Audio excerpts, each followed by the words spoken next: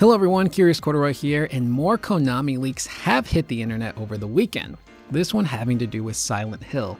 Twitter user Aesthetic Gamer, aka Dust Golem, had their Twitter account locked due to a DMCA takedown from Konami because of leaked Silent Hill screenshots they posted, seemingly confirming that this leak was legit. I'll refrain from posting the images here because, well, I like my channel and would prefer not to be struck down, but the folks over at VGC still have some of the photos on their website. I'll leave a link in the description if you guys want to check those out. The photos are said to be from 2020 and mostly show off environmental stuff and a close-up of an unknown character. Nate the Hate on Twitter has also posted rumors saying that there are multiple Silent Hill projects in the works, including a Bloober team made Silent Hill 2 remake that would include reworked gameplay features and would be a timed PlayStation exclusive. He says it's not confirmed, but he's just sharing what he's heard. Bloober team remaking Silent Hill 2 kinda kills my interest in this project. I'm not big on their games and they haven't really made anything that was mind-blowing. Granted, I was way more of a Resident Evil kid growing up than Silent Hill.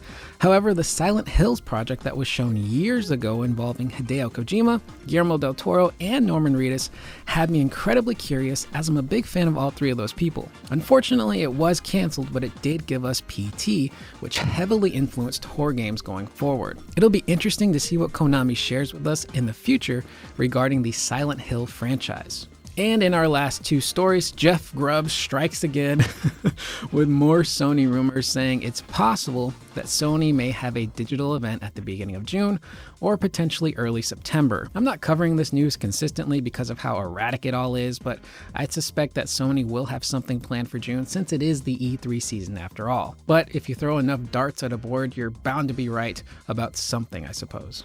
And finally, Tom Warren on Twitter is reporting that it looks like Microsoft is creating a tool that will allow Xbox developers to create dynamic backgrounds for their games.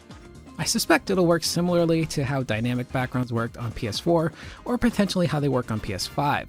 The former having custom music, icons, and sound effects as well as animated backgrounds. The latter only utilizing a static image and music from said game. This may seem like non-news, but one of the features I miss the most are PS4 dynamic backgrounds.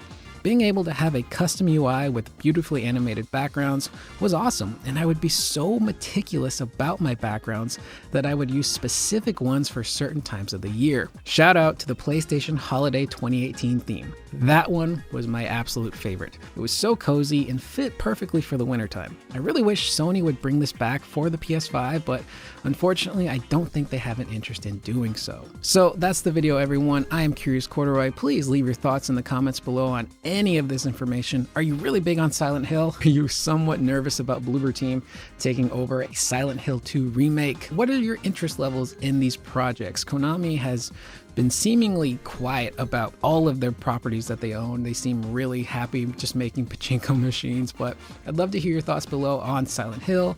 How do you feel about these really wild Sony rumors?